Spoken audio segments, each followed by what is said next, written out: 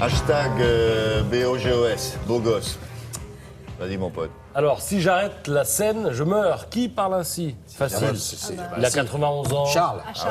Charles Aznavour au Palais des Sports en septembre prochain. Alors là, il sort son 51e album. Le 52e est déjà quasi fini, dit-il ce matin, dans Le Parisien, journal auquel il accorde une longue interview. Alors, il faut savoir que l'album qui sort ces jours-ci, il était prêt en novembre dernier.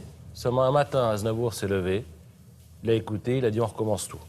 Il a tout repris, il a viré le réalisateur, il n'était pas content, il a changé le titre, il a tout refait et l'album sort donc Et là, ça lui convient. Et là, ça lui convient. Il confesse dans cette interview ne pas savoir lire ni écrire la musique, après toutes ces années, même s'il a fait les arrangements de l'album. Alors il parle aussi d'Edith Piaf, il dit « J'ai habité 8 ans chez elle, j'ai vécu partout sauf dans sa chambre, ce n'était pas mon type de femme, et puis elle ne m'a rien demandé. » Sinon, il serait peut-être allé. Donc, tu commençais par là. Il parle aussi de sa voix, il dit « Je préviens le public, parce que je serai bientôt sur scène, mais je préviens le public, ma voix a changé. Oui. Vous risquez de découvrir une nouvelle voix, ma voix m'a trahi, mais c'est pas grave, je suis comme ça, on me prend comme je suis. » Voilà pour Aznavour ce matin. On peut entendre d'ailleurs dans Le ce Parisien. nouvel album, là? Oui, non? Ben moi, je n'ai rien entendu ces Vous jours-ci l'avez à la entendu radio. quelque part, vous? Non, Laura, si Laura on peut nous si on a trouver le droit quelque d'en prendre quelques extraits, évidemment. Bon. Évidemment. Allez. Évidemment, je vais vous le trouver, le droit, on va se l'octroyer. Ah oui, très bien. Oh, c'est bien, octroyé, c'est bien. Oh. Préféré, Dis donc, hein. de la gueuse octroyée, On passe attention. de la gueuse à l'octroi. Alors, qu'est-ce qu'on a d'autre? Alors, attention, génie, maintenant. Canaletto, à Aix-en-Provence, l'hôtel de Caumont, qui est un nouveau centre d'art, présente une exposition inaugurale avec 50 œuvres de Canaletto, dont il est question à la une de ce Connaissance des Arts et également dans le dernier Figaro Magazine. Alors, Canaletto, c'était le maître de la peinture des vedute, c'est-à-dire c'est un genre pictural qui a prospéré en Italie au XVIIIe siècle et principalement à Venise, qui était basé sur la représentation perspective de paysages urbains. Et ça donne ce que vous voyez. Magnifique.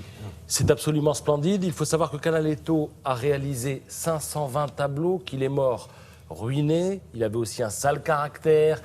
Jamais de contact direct entre lui et le client. Il avait donc un intermédiaire qui était un Anglais et qui s'appelait Joseph Smith.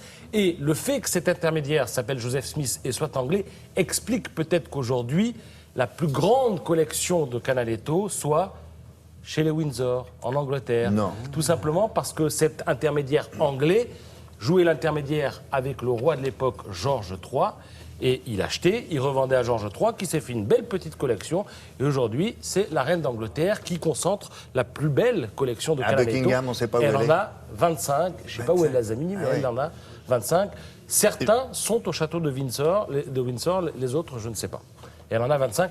Mais si vous voulez en voir, vous pouvez aussi aller à Aix-en-Provence. Et puis si vous passez un jour un week-end à Berlin, allez à la Gemäldegalerie, vous verrez de très très beaux Canaletto. Et à aussi. Aix-en-Provence, il y en a beaucoup, là, pour cette L'hôtel de expo. Caumont, il y a une cinquantaine de Ah, bah tableaux voilà. qui ont été prêtés par les plus grands musées. Donc franchement, ça vaut le coup. Ça vaut le Nous, on détour. couvre ça habituellement. Ah bah, il va falloir y les aller. expositions en région. En plus, le vraiment. bâtiment est splendide. L'hôtel de Caumont est assez connu, Très il bien. a été rénové.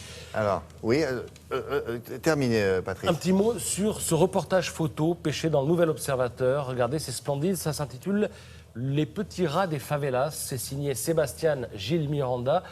Et de quoi s'agit-il? Eh bien, c'est un danseur qui a décidé de faire connaître la danse aux enfants des favelas à Rio de Janeiro. Et ça donne ce type de photo. Alors, vous en voyez une, vous allez en voir une autre.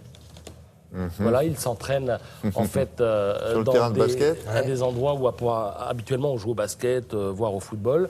Et puis alors, regardez cette photo ahurissante, tournée en même temps. C'est-à-dire que vous avez une femme qui se fait à moitié les ongles, l'autre qui est enceinte, toutes deux discutent. Et en même temps, au même moment, il y a une opération policière contre les gangs dans les favelles de Rio de Janeiro.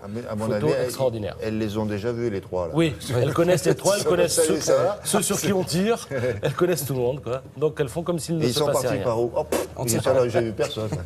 C'est vrai. Bon, alors on a trouvé on a le droit de le prendre, le petit extrait, Oui, ou en pas? plus, on a même le clip vidéo, William. Ah bah allons-y, Premier faites voir. clip. La nouvelle voix Faites d'Aznavour. voir. Un brin de nostalgie.